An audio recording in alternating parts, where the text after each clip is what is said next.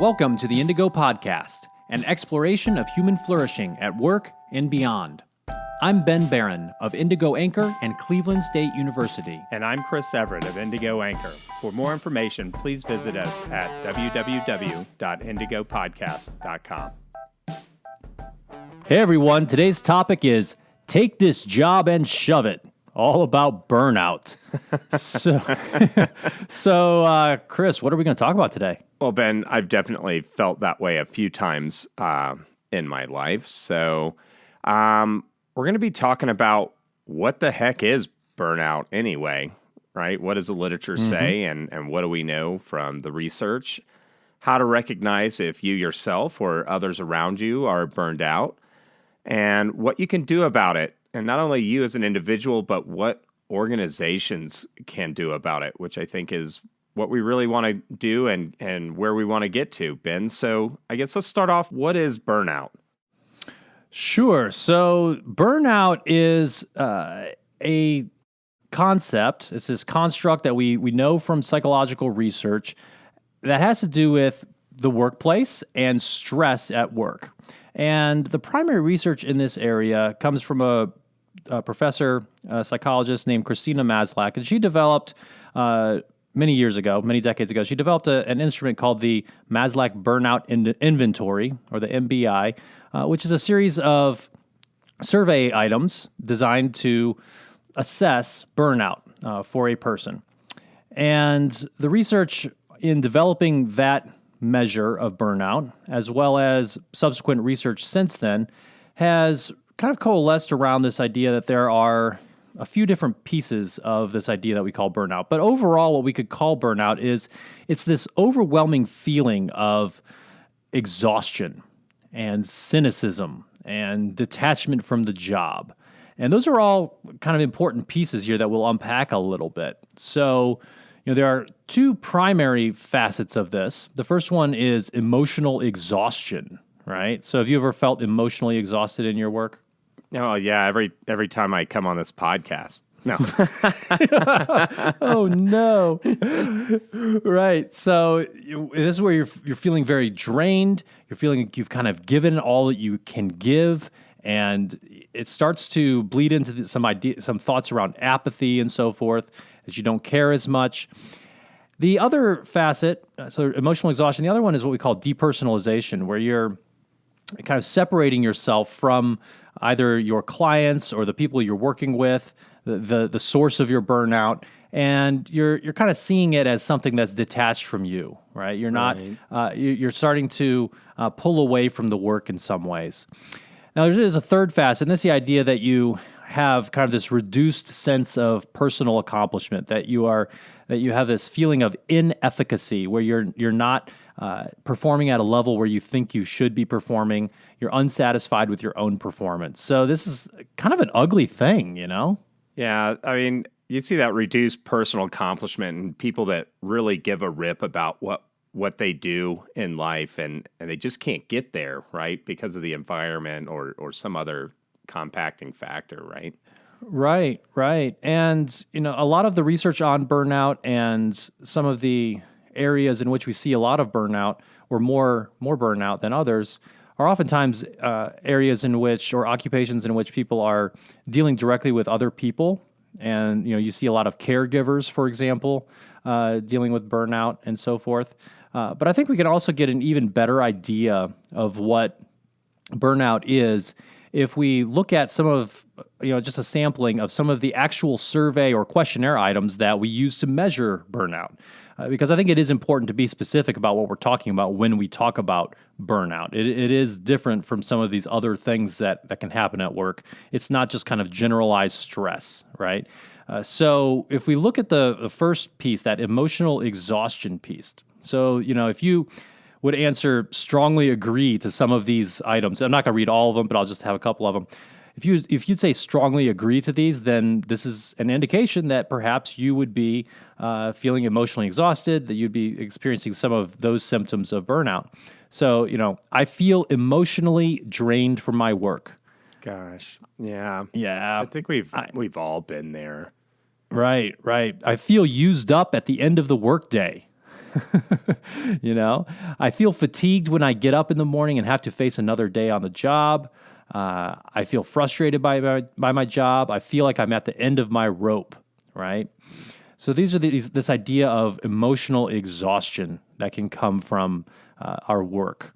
And it's unfortunate. It really is. I think many people are probably there at different points in their careers, but it's definitely an unpleasant feeling.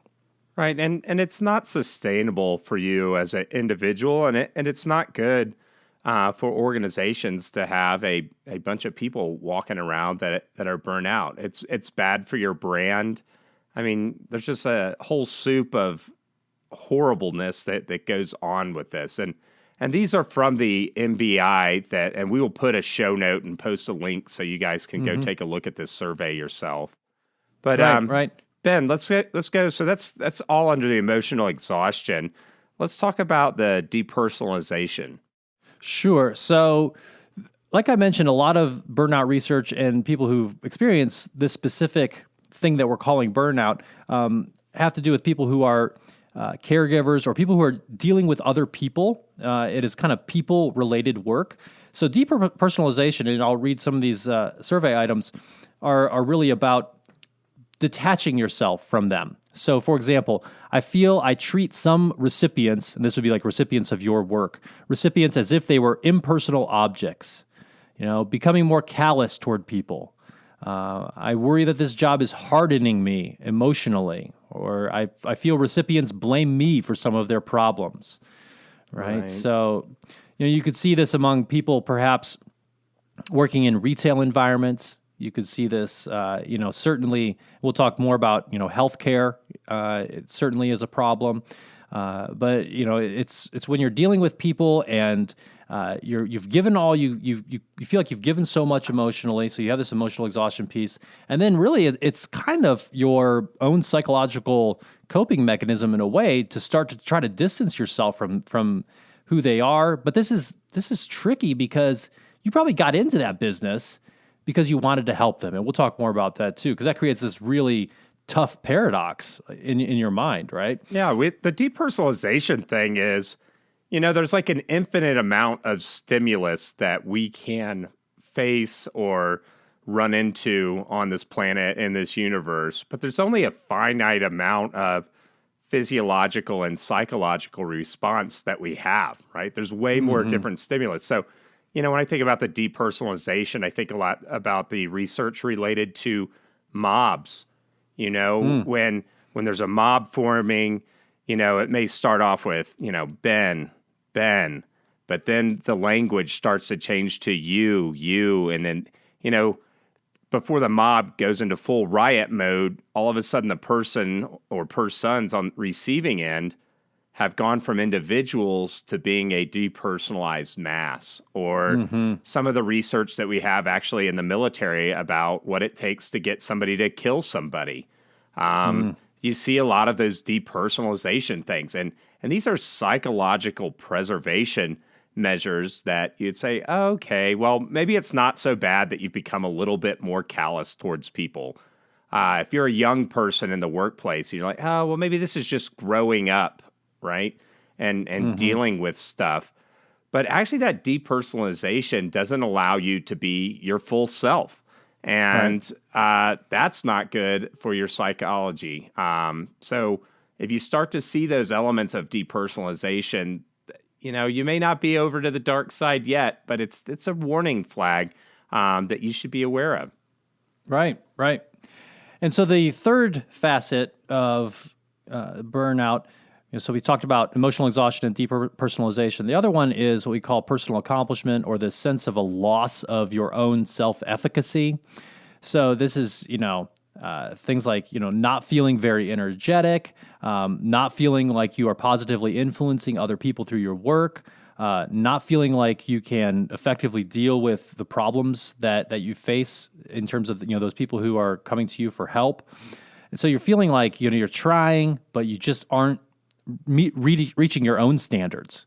And that just, again, kind of feeds into this whole idea of I'm not doing my best work. I'm emotionally exhausted. I'm starting to become more callous towards the people around me. And so, this kind of these three facets really combine to create this thing that we call burnout. Right. This is, I guess we would joke in the Army. It was like, my gave a rip, or my give a rip broke.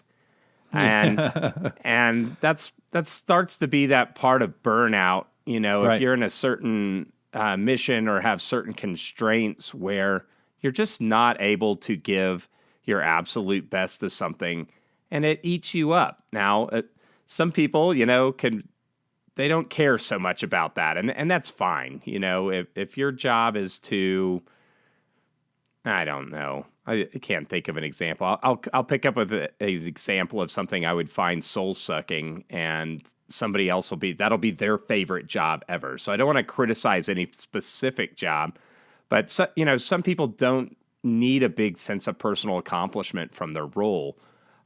So that may not be a big factor for them, but a lot of people have that as a big driver for them. And if it is, and it's important to you to feel a sense of personal accomplishment related to your work. Well, here's a good example. I live in Park City, Utah right now, and there's a lot of Olympians. And what they really care about right now, or at any time, is just training for the Olympics. And I don't know if a lot of people know, but we don't actually fund our Olympians. They have to self-fund their training and stuff like that. So, a lot of them are working, part-time at Home Depot and 10 people to a house, and the rest of the time they're just running or speed skating or training. So they might be looking for something different from their work, because their real work is that personal accomplishment piece. So don't feel bad if you say, well, I'm not really plugged into my job, but it doesn't bother me. That's okay. But for those that really have to have that sense of accomplishment from their work, be watching out for that, your give a rip breaking, and that being negative for your personal health. Yeah. And we actually see a decent amount of burnout in nonprofits. So, people who are, because these are very mission-driven organizations, usually, at least they better be if they want tax-exempt status. So they, are very and they better be mission-driven. for their mission, right? I mean, that's really the end of it, right? And usually some aspect of their mission has to do with helping other people or helping some cause. And sometimes people will dive into things and just be going too hard, too fast, and just start giving themselves way too much, and it really can lead to this this negative outcome of burnout. So you want to be watching for that as a leader. We'll talk more about kind of things that you can do as an organization to watch out for these things in a little bit. But I think we can suffice it to say that burnout is not a good thing. It's this idea of emotional exhaustion, depersonalization, and a loss of a sense of personal accomplishment. So I think we can probably move on from defining burnout to talking a little bit about the outcomes of burnout. Sound good? Yeah. So the outcomes are really bad, and I think, and I guess this is a bit of commentary on the modern workplace. I think everybody knows what burnout is that has lived a little bit, right? Job performance tanks. It goes to horrible. You have good, talented people that you spend all this time recruiting. You've got a valuable mission for your nonprofit, or you've got a valuable mission that adds value in the marketplace. And you've got all these wonderful people in a big cohort, and their job performance is stinking because burnout is killing your productivity and your creativity and a whole host of things. If a competitor can figure out how to accomplish the same thing with less burnout, they're probably going to get a velocity that's going to be hard to catch up to. That's right. The second thing is health outcomes, stress, all of this kind of stuff. What about some of that research about talking about stress based on where you are within the organization? That's great. So there's some really interesting research looking at where you sit in a hierarchy and how it relates to some stress and strain types of outcomes. So when we talk about strain has to do with those outcomes of stress or those things that we experience. It could be headaches. It could be staying awake at night, and it could be indigestion, all those types of health outcomes. Those could be things related to strain. But this is interesting research from what's called the Whitehall studies. Right. Looking at the National Health Service over in Great Britain. And, there they have kind of this perfect system for studying this because they have all these different jobs that are very precisely codified in terms of hierarchy and position and level. And then they also everyone uses the same health care. So that's kind of controlled for that. Everyone has the same health service there because they have nationalized health care. And so what they've done is they looked at this over time, and what they find is that the people at the lower levels repeatedly, have much more negative outcomes related to stress, many more negative health outcomes, and this is definitely a problematic thing, right? People at the top of the hierarchy tend to not have as many of these stress outcomes, even though that they have more responsibility and so forth. And part of that, is that a big part of stress and a big part of burnout to some degree is this feeling that you are being taxed beyond your own resources. So you have a certain set of resources personally, maybe organizationally, available to you to get your work done. But when the demands of your environment go beyond that of your own ability and start to tax your resources beyond what you have, then you can really start to feel this thing we call stress and these outcomes we call strain. And so, the higher you are in an organization, you oftentimes have more control over resources, more control over your work. And so that can sometimes mitigate, some of the stress that you may feel. So I think an implication there is that if you're higher up in an organization, you need to be really careful about how you may be creating stress for people who are working in layers below you in the organization. And this definitely can happen unintentionally. Yeah, and the health outcomes, in that study, they could measure actually physiologically what's going on inside people based on where they are in the organization. And a big part of that is, do they have any control, So if you're a call center worker for, I don't know, Dell Computers or something like that, would you know something about that, Chris? Yes. One of my early career, a long time ago, jobs was answering phone for Dell. So when I'm answering phone for Dell, I'm, thank you for calling into Dell. What computer can I build for you today? That's my job over and over and over. Is it my job to worry about how many calls I take in a day?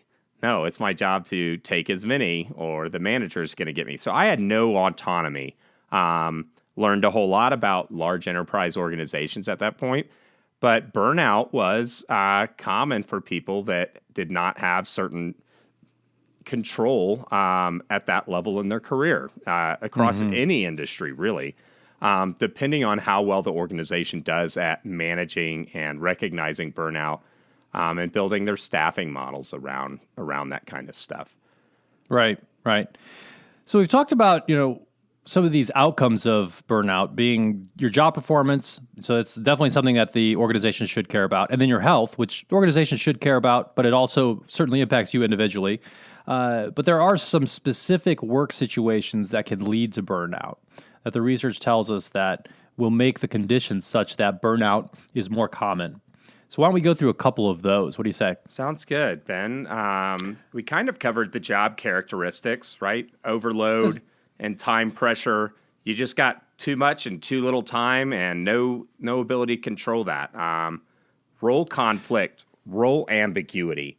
This is a big one in organizations that we go into. When we start, we may do like a broader survey, but then we start doing those in-person interviews. And, you'll have people that's like, I'm expected to do all of this stuff, but none of it's been defined. And, none of it was in the job description I signed up for when I came here. But, now I've got kids at home and, it's busy season. My grandma's living with us. I don't have time to search for another job, So role conflict, role ambiguity. I don't know if I'm going to get fired or not because I don't even know what I'm fully supposed to be doing. I just know I get yelled at a lot. You'll see that kind of stuff, right? Right. And then the last one under job characteristics is a lack of social support. And that can be both within the organization. You can suffer through a lot. I know, like in the Army is a great example. It's like, we got to stay up so late and do all this work with like low resource, but we're doing it together. And there's this like shared camaraderie there that because you're supporting the person to your left and right. But if you're in an organization or role and you don't have somebody supporting you to the left or the right, maybe you've been isolated because of your place on the org chart or just even the location of your office, that can really lead to burnout because we are social creatures. Yes, and that's one of the strongest findings from all the research on stress and strain is that having social support is really important, and it can help us when we have some sort of stressful experience or a lot of stressors in our lives. We have fewer outcomes usually if we do have some social support that's helping us, and that can either come from, as you mentioned, within the organization, having a great team who's embracing the tough situation together with you, or it could come from other aspects of your life. There could be other friends you have, other social networks in which you're a part that really give you some outlet for venting and for support and for just a sense that, hey, everything is going to be okay. So becoming isolated and not having social support is really dangerous, especially when you start to experience some of these conditions that lead to burnout. So social support, definitely important. So those are some good things about kind of the job characteristics and things about the job itself and so forth. But then there are also these characteristics of the occupation, and we alluded to these a little bit earlier, but there are some distinct emotional challenges that can come from jobs in which you are continually working intensely with other humans. So our whole purpose here in this podcast and our work is all about helping people flourish at work and beyond. And the thing is that sometimes we can create stress for each other and working intensely, being a caregiver, being in a teaching role, these types of things, this people work oftentimes can create the situation in which burnout is actually more common. Yeah, you'll talk to people in these organizations, and I don't know. It's surprising how many tears I've seen, in the interviews that we've seen together, Ben, where so I just give and I give and I just can't give anymore, and it's heartbreaking. And that kind, you can't live in that world of heartbreak forever. Right. But yeah, you can give too much or give away, and that leads to some of that depersonalization that we talked about. It can. And so some examples of occupations, certainly healthcare. That's a really big one. Maybe we can talk a little bit about healthcare, but this, obviously this is a situation in which you are dealing intensely with other people. You have patients that you have to see, patients whom you're trying to help. And sometimes you are, faced with some very difficult situations. You have patients who die despite your best efforts. You have patients who don't do what you tell them to do and, create their own problems. You have all kinds of situations that can lead to, creating the conditions that are just ripe for burnout. And that's why, a lot of people who I talk with, and there's a decent amount of literature out there talking about the real challenges of burnout in healthcare specifically. Right. So, that's one area. I've done actually some research that is related to this and but is not in healthcare, but actually looking at people who work in animal shelters and people, so there are these folks who really want to get into a line of work where they can help animals, but then they have had to get in the unfortunate situation of having to euthanize animals. So that's part of their job. And that certainly is a very tough situation. So, they're not working with other people, but they're working with animals, other living creatures, and it can be very, very tough for them to deal with emotionally. So, these are definitely some occupational characteristics. that kind of create these conditions. When it's more people-related work, I think we could also point to other types of occupations in which you're interfacing with the public, certain types of retail situations, even as you were mentioning, the call center type work, because there you're dealing with the public, trying to deal with their problems all the time.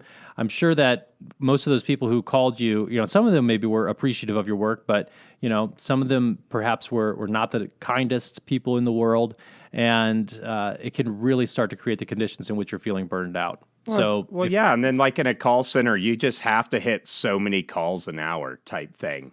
So you'd love to feel empowered to just go the distance for people, and you can, but then you have to watch out, how does that impact your metrics to really solve the problem? Now, the best call centers will have ways of managing that, but some of the not so good ones do less well. So yeah, I think that's pretty good on the occupational stuff. Let's talk about the organizational characteristics. One of these that is most impactful is this, what we call psychological contract violations. So Ben, when a organization is a contract violator, what are we talking about here? Well, so we're talking about something that is not necessarily about the explicit contract that you may have with an organization. So, if you have an employment contract, that's one thing. That's a written document and so forth. Right. A psychological contract has to do with, the perceptions that you have upon joining an organization about the terms and conditions of your employment, about, kind of what you're going to be giving to the organization, what you're going to be getting in return in terms of recognition and support and those types of things. And when there is a violation of those expectations, it really hurts our sense of fairness. We feel like, gosh, I'm just being treated unjustly, and it hurts, and we don't like it. And it can cause us to start to then kind of withdraw from our jobs to some degree. We start to depersonalize to some extent. We start to maybe feel a little bit emotionally exhausted, and can certainly contribute to this idea of burnout. Yeah, if you have options, you leave at this point, right? I was hired. I was hired for this jackwagon, and I'm doing this, and those kinds of things. You're definitely looking to shape that environment, and it also tells you a lot about the organization if that is a norm for them. Right. And so sometimes you come across this in which organizations kind of sugarcoat everything in the recruiting process. Or they just kind of blatantly lie about stuff. This is why it's so important to have what we call a realistic job preview for folks who are going to be joining your organization. You need to let people know what the good things are about working here, but also let them know what the challenges are. Here's the thing. They're going to find out anyway. And it's better for them to know about it up front than to join your organization, go through the orientation process, right, and then find out, because then they're going to feel like they were treated unfairly. So I think people like to be treated with honesty. People know that not every job is all puppies and rainbows, so you need to be honest. Having that realistic job preview for people, telling them about not only the good things but also some of the challenges associated with the role, that can really start to alleviate the possibility of a psychological contract violation down the road. Right. Which leads us into our next thing, which is perceived organizational support, which is one of the pillars of IO Psych, really, as far as main themes that happen in organization. And, that's pretty much where employees believe that the organization values what they do there, right? Mm-hmm. And then on top of that they care about their person even outside of work. All those kinds of things. If you don't perceive that your organization supports you, then your ability to plug in and have a psychological health and all that kind of stuff is really impacted. And we talk about this all the time, Ben. You can't fake this stuff. If you're an executive saying, what's the minimum? Okay, so we've got this burnout matrix. We know people quit when they hit a level 6 burnout. So we want all our managers to be trending at a 5.8. And well, HR, could you tell us what's the minimum stuff we have to do this year to dupe our employees into feeling supported? Yeah. You're not duping anybody. Your employees know, and we've gone in and done these surveys and talked to people. They know that you're a big old jerk that doesn't give a rip, and they may be stuck there for a variety of structural things. But if something changes, they're out of there. Yep. Yes, that is well said, and I think your point about you can't fake this stuff is a really important one, because people will see through that inauthenticity.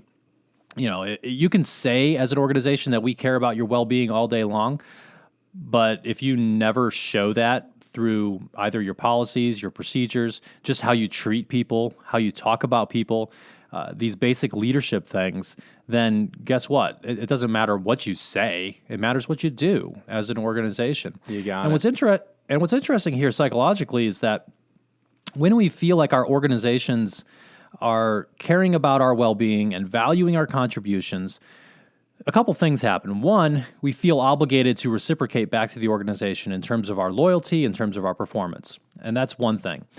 But there's another thing that's more related to burnout here, in which, that function in which the organization is caring about our well-being, valuing our contributions, it actually can fulfill some of those socio-emotional needs that we have as humans. We spend so much time at work. Our whole purpose here, Chris, is about flourishing at work and beyond. And the workplace is a place where we spend so much of our waking time, and it's a place where we, need to have our socio-emotional needs met if we're going to have a flourishing life. Right, and there's structural things. Not all of us are trust fund kids, right? Yeah. And so you actually have to go to work, and that's one of those things. It's like some of these organizations don't have to evolve and be worth a darn in regards to personal well-being, because they've got, people have to show up there and do a job, or they may be one of the only two main employers in a small town, or, there's all these items that just has to. And so if you find yourself stuck somewhere, you can use these things, to start to choose and start navigating your life. Like maybe it's time to make a move, if you can, to another town. But, right. That brings us to some individual factors around burnout. Like the data shows that younger people experience more burnout than older people. Mm-hmm. And some of that could be related to just new to the workplace. What are some of the other factors around age that contribute? Yeah, so that's kind of a tricky one, because it could also just be the fact that only the people who are not affected as much by burnout are the ones who kind of survive in the organization. So it's the younger people who are experiencing a lot of this end up quitting. But I think it could be this idea that you haven't really been through adversity before. And one thing we do know about interpersonal and job-related adaptability is that if you've been through adversity before and you've made it through that successfully, then you're more apt to thrive in adversity in the future, because you have some self-efficacy about it. You feel like you can do it. You've done it before. You can make it through another thing. And so if you haven't had those experiences, then it's harder to be resilient going through some tough times at work. So there could be an age factor here. I think even more importantly, there are some personality-related aspects of people that can lead to more or less burnout. And so there's some interesting ones. There's things like external locus of control. So there's this idea that let's dive into that one. Yeah. So where you sense control is located in your life. For example, an external locus of control would be the dog ate my homework. Right? and it would be saying that anything that happens is externally driven.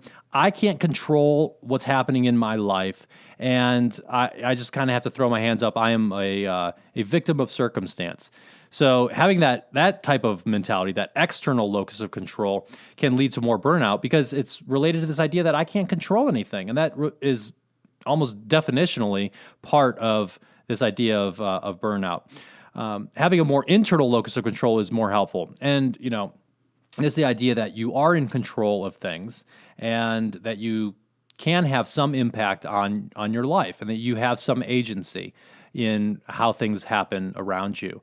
And of course, it's not always true that you have control over everything, but I think a lot of times it's important to act as if you do, right? And to try to control what you can. Yeah, and some people just have a psychology that gives them a certain perspective, Right. One of the important things is to recognize in yourself and maybe people you manage and stuff like that everybody's wired a little bit different, and some of those pieces will impact burnout. Yeah, and so another piece in which people can be wired differently is people who are low in emotional stability. They have more volatile emotions, tend to experience more burnout.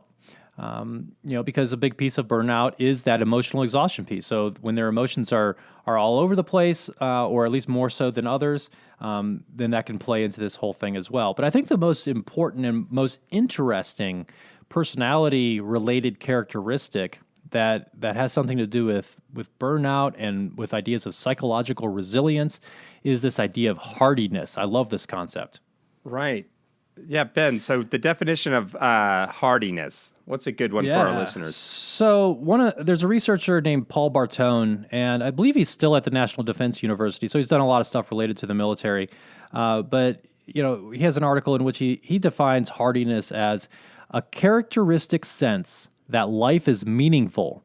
We choose our own futures, and change is interesting and valuable. That's so good. It's kind of this different way of looking at life. Yeah, and one of the ways I view younger age issues related to these burnout, which I actually don't know if this is completely anecdotal. It's not necessarily supported by any literature that I'm directly familiar with, is like we were talking about there's structural jobs that, people that are older within an organization have probably found a place where they can kind of sit and have a good balance, right? But when you're just coming out of college or high school and you're taking some of your first roles, you're most likely don't have that control. And there's always roles within an organization that are kind of suboptimal, or they have a bit of a revolving door. They know that people aren't going to stay in them, but there's some, dirty jobs that have to get done. So when you come out of college or something like that, you're going to have to take one of these junior roles, and you might just land in one that gives you no autonomy, not the amount of resources you would want or need, and those kinds of items. And it's important to recognize that that's a time of your career where you can, buckle down, sock away some cash, get a skill so you're not stuck there forever. And some of those items that are just kind of structural to where you are in the career path. Yeah. Yeah, and I think for our younger listeners, I think there's also a sense of, hey, like you just got to be patient a little bit sometimes and learn as much as you can and then move on. And so this idea of hardiness, though, is about making it through these tough times by remembering what's important and trying to find purpose and meaning in your own life. Because when you are doing something that has purpose and meaning, or you feel like you have purpose and meaning, then you can put up with a lot of other stuff. I think one of the better examples, or at least the one that I always remember related to hardiness, comes from Viktor Frankl's book, Man's Search for Meaning. Great book. And so it is a great book. And so, he was a Jewish psychiatrist who was imprisoned during World War II at one of the concentration camps, and he writes in his book, he survived. A number of his family members did not. But he writes in this book, Man's Search for Meaning, about a number of things, but one being that, how given his, outlook on life and his purpose and what he was trying to do with himself, there were moments of not only, times when they felt like he could make it within the camp, but even he describes, for example, beautiful sunrises and things like that, and moments of joy and beauty that he could find even in this absolutely despicable, horrible environment because of this sense of purpose and meaning. And I think the big idea here is that you're not going to be happy in life or in work all the time, and that I think chasing happiness as an end in and of itself is actually fairly foolhardy.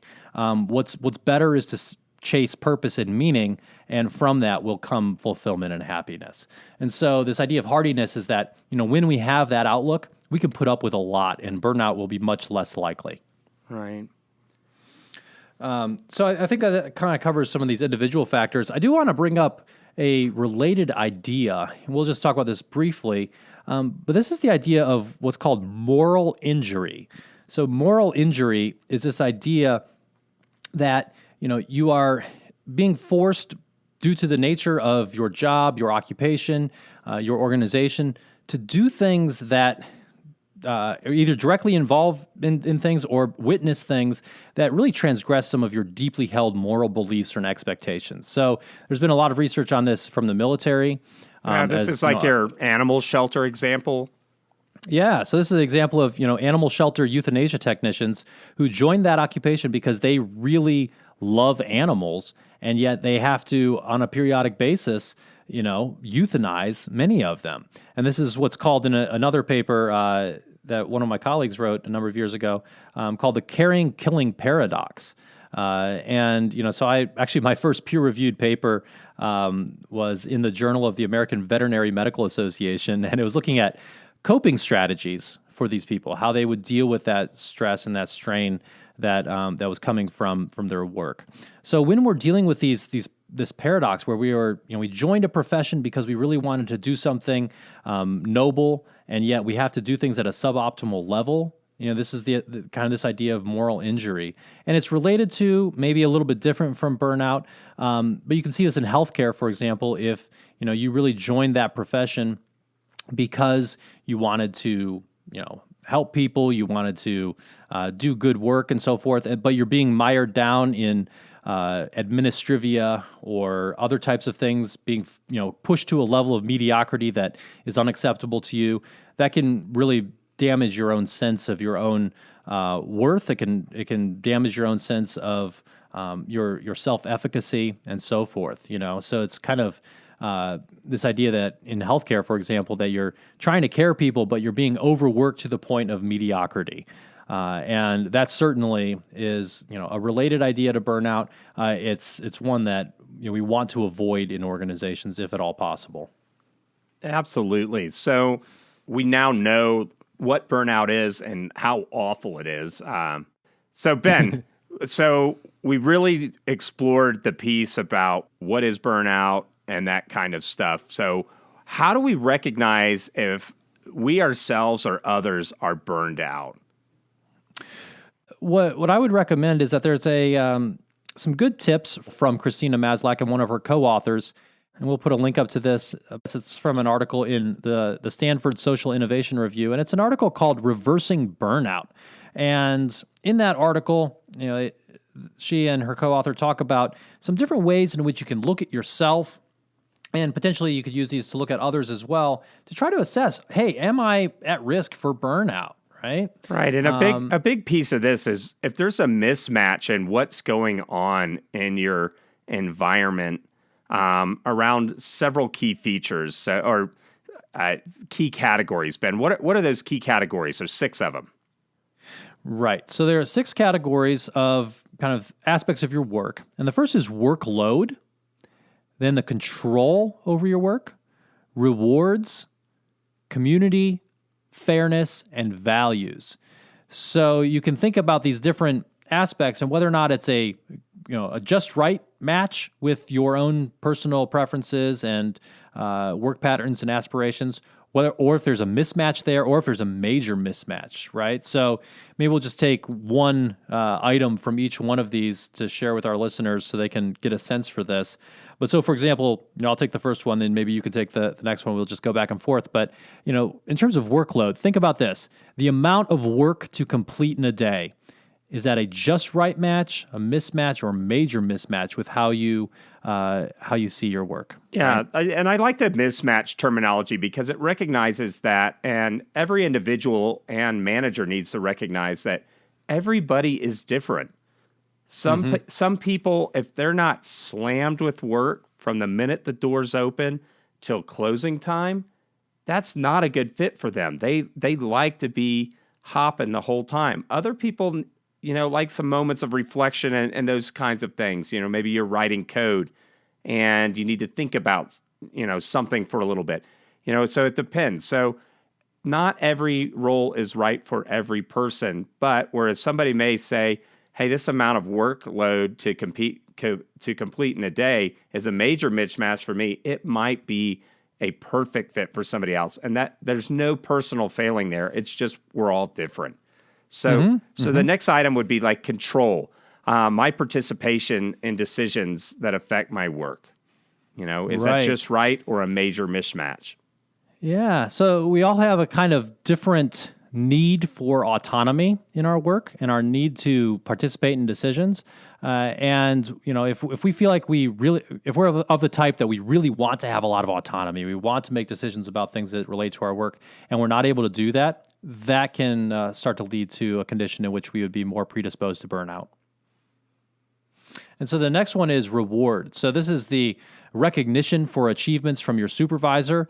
Are you getting enough of that, or is there a big mismatch there? And this ties directly into the idea of getting support from your organization, from your boss. Do they value your contributions? That's really important as well. Yeah, and an example from the community would be the frequency of supportive interactions at work, or even the closeness of personal friendships at work. Is that just right, or is that a major mismatch? Right, and this is why having a toxic work culture or having a lot of incivility and harassment interpersonally within a team can really create a condition in which burnout will be more likely, because then you won't have those opportunities for social support. That community has been broken, and you won't have those supportive interactions. So that's why that's really important. Another one is related to fairness, and this is, an example would be management's dedication to giving everyone equal consideration.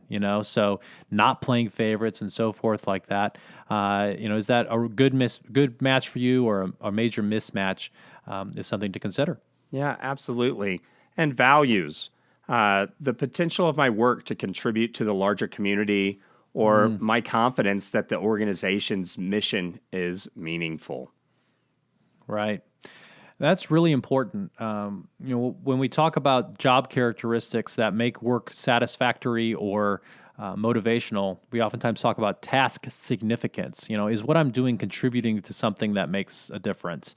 And when we are doing that, that can certainly, to some degree, help keep us from getting burned out when we really believe that that's happening. But if there's not a good match, then that can start to lead to conditions in which burnout's more common. So the idea here is with this, with these different ideas and this rating scale, so to speak, is that if everything is a match across workload, control, reward, community, fairness, and values, then you've really found a good setting for your work that's going to help you flourish and not burn out as frequently. It's not uncommon, though, for there to be a couple mismatches. Usually these can compensate for each other, or we're willing to tolerate things. But if there's a lot of mismatches, and especially some major ones in areas that are really critical for you, this is a sign of a situation that might be intolerable for you, and you should be looking for a new situation to work. In addition to this burnout assessment, I think it's also just important to look at some of these different symptoms that you may have. So you may have some of these physical symptoms due to the stress of the situation. Some of issues related to not sleeping well, worrying about work a lot when you're away from work, conflict with your family that's due to the work situation, headaches, issues with digestion, all these types of things that can be related to stress. Also, if you're just feeling apathetic or you're feeling hopeless, that certainly can be an indication of burnout.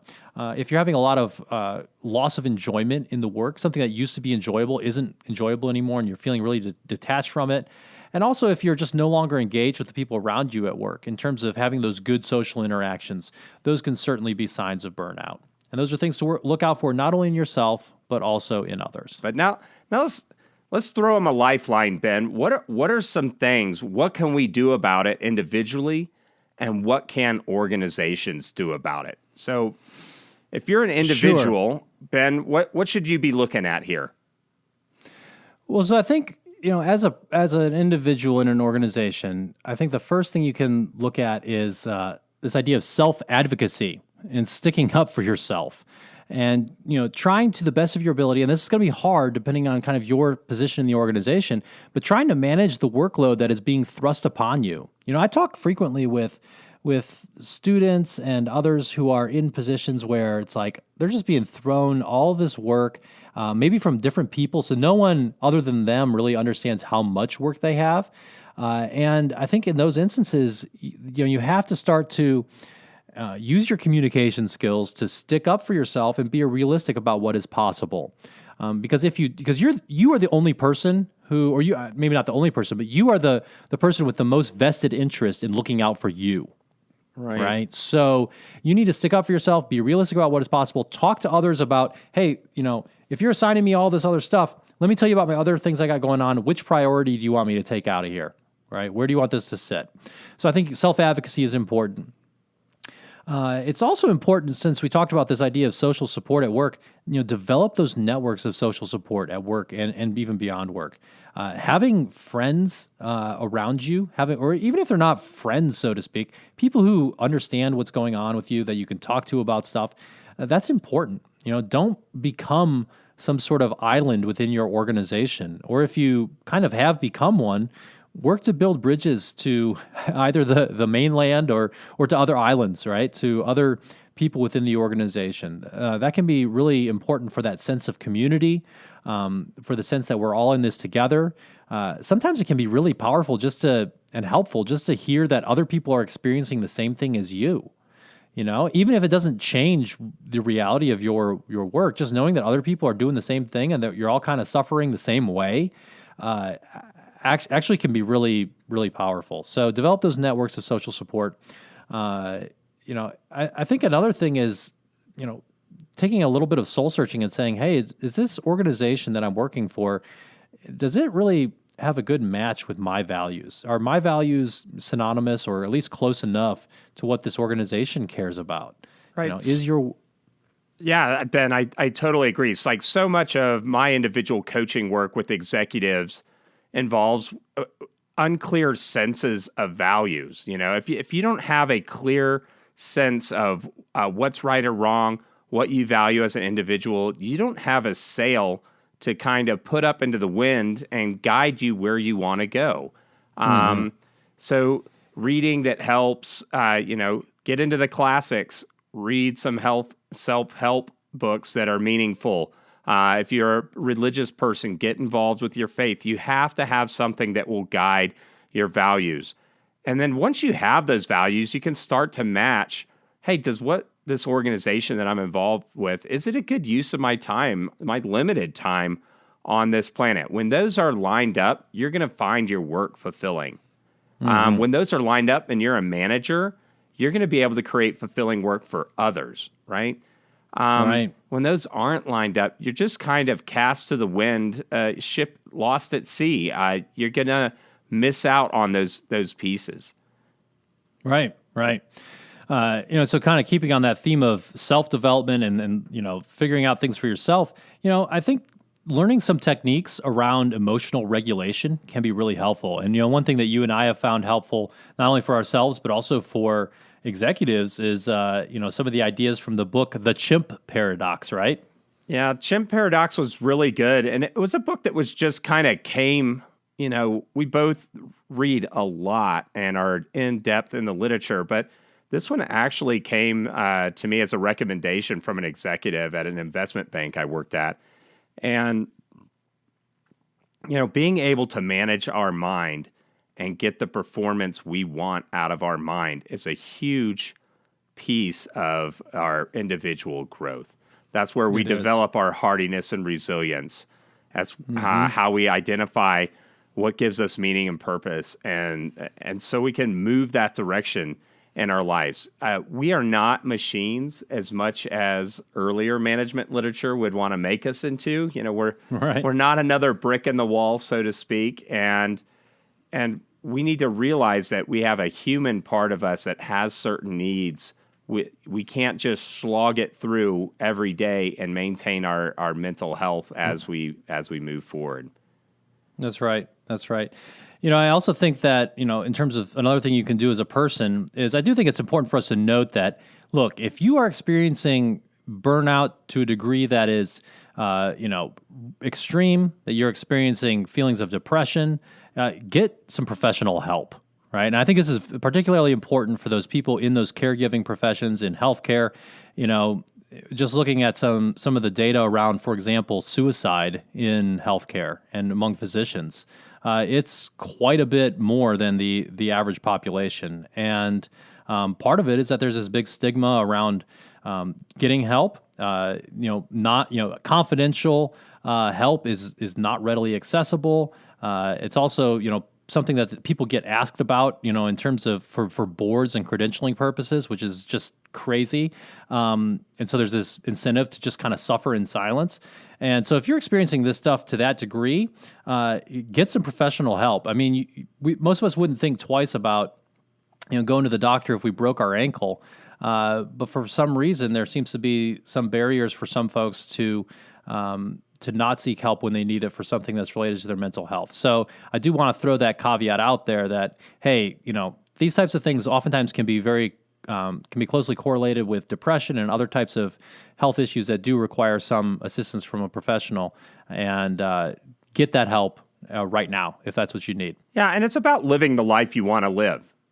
We're not born with all the psychological skills that we need to survive this planet. Right. Even in infancy, we start mirroring our parents and the people around us. All of these items go into making a healthy, happy life, and these skills around emotional regulation. Also, how do you calibrate that you're seeing the world accurately? Therapy, self-development, these things are important. You would develop skills in software development or a whole host of technical skills that help you thrive in your job. This is an internal type of leadership that will help you navigate things. So don't neglect the internal. It's going to affect all the external. We are not cogs in a machine. So I think that's pretty good at the individual level, Ben. Let's talk about... Well, I think there's one other thing. I think that if none of this is working, or you're stuck in a place that's not conducive to your own flourishing, and you are able to look for other options, you may need to leave that organization. Right. Absolutely. And, that's why it's very important to always be developing your skills, to be networking, so that you may have those options in case you need them, so that you can go to a better organization that has better leaders. It is okay to leave a bad workplace. The organization will go on without you. Now, keep in mind that the grass isn't always greener elsewhere, and you shouldn't just hop around from job to job thinking that everything's going to be better somewhere else. However, if the organization and the environment there is non-conducive to your long-term success, then you should be looking for options. Yeah, absolutely. Great cap there, Ben. So, all right. So let's move to organizations. What can we do as an organization if we actually have power within an organization and we can affect things, and we give a rip about burnout? What are we doing? Well, so first, I think it's just really important to highlight that I think this stuff is actually more important. I don't want to say more important, but it's just as important. And I think it's maybe even more important for us to emphasize this stuff than it is the individual stuff, because sometimes organizations, if they're trying to deal with burnout issues with their staff and so forth, they will just recommend all of this individual stuff. They'll say, oh, well, you guys can have a wellness day.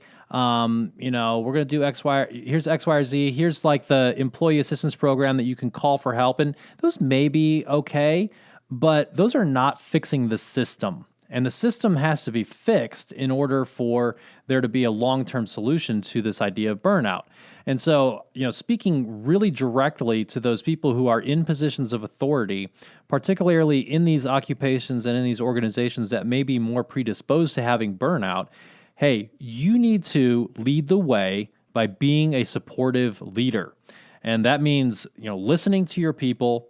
It means rewarding them when it's warranted. It means valuing their contributions. It means actually caring about their well-being. That idea of perceived organizational support is very important here.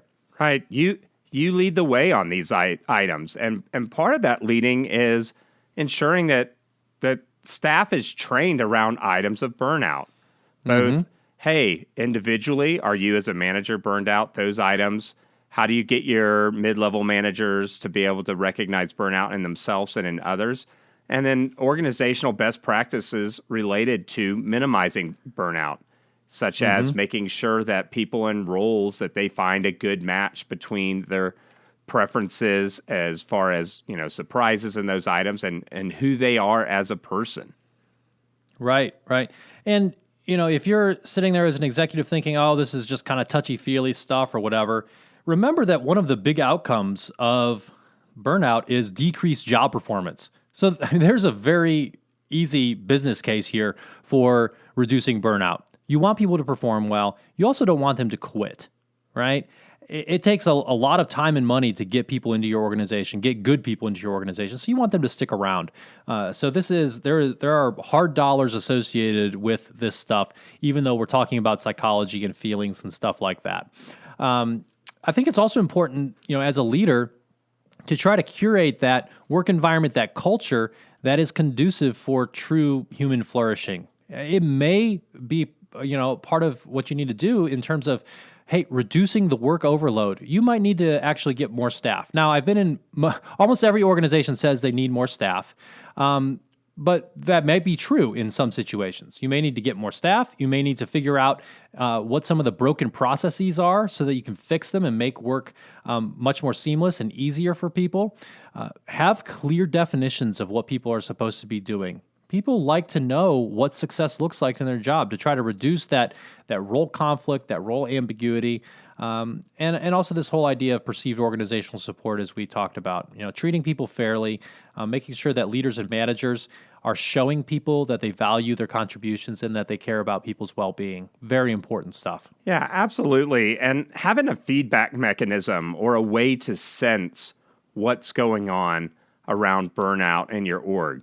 So, whenever you're an executive level or even manager level, you always wonder, well, what's going on with teams really, or what's going on with people in the organization? You need to have a way for people to be able to give their perspective and highlight areas that need management intervention. So you may not think that this function is okay, but if you had a feedback mechanism, you might be surprised to find that, wow, 90% of people are burned out over there for something that we could easily fix. They just needed maybe some better tools or something like that. So you need to have you have a sensing function outside your organization to tell when customer perspectives change and stuff like that. Having a sensing mechanism within your organization is also really, really important. Right, and that sensing mechanism could be, for example, something that you'd have on your periodic surveys in your organization. It could be simply having good listeners out there, having your leaders and managers and everyone be on the lookout for certain things and talking about these different aspects of burnout so that they can start to raise the flag. If, hey, look, this area of the organization, we got a lot of people who are really starting to feel burned out, and here's what I'm noticing. So having that ability to recognize and look out for certain things and raise that flag when necessary is very important. Absolutely. Yeah. And then I just want to mention other things as an organization or kind of as a system with specific reference to healthcare.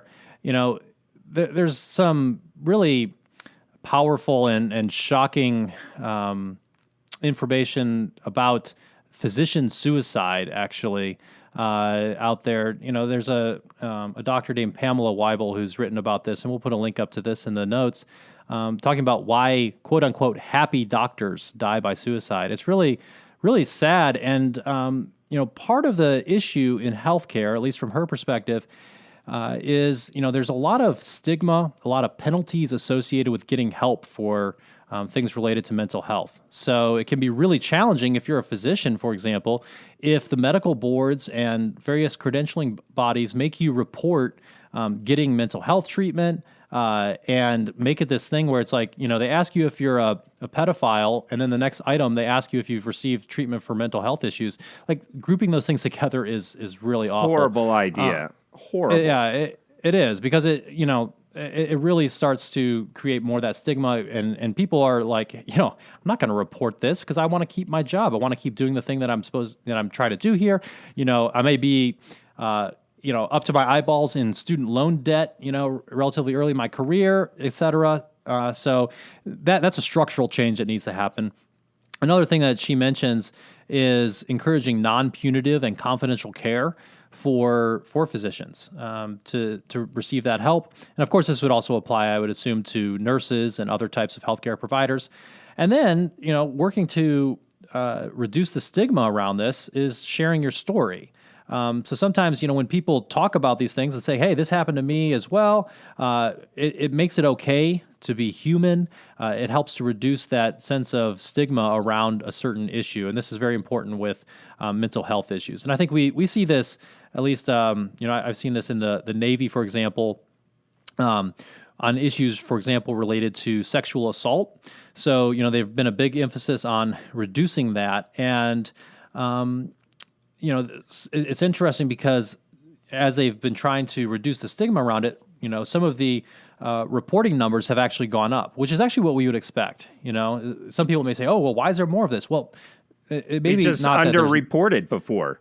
Right. It's just underreported before. So it is important to share the story, reduce the stigma, and make it okay to be human. So those are some things that you can do as an organization, as an occupation, as a system. And I hope that this is helpful for especially those folks who are in senior leadership positions, because this is one of those things where you have a lot of power as a senior leader, as an executive, to help create an organization in which people can flourish. And if you're not doing some of these things, you may either intentionally or unintentionally be creating the conditions in which burnout may be very, very problematic.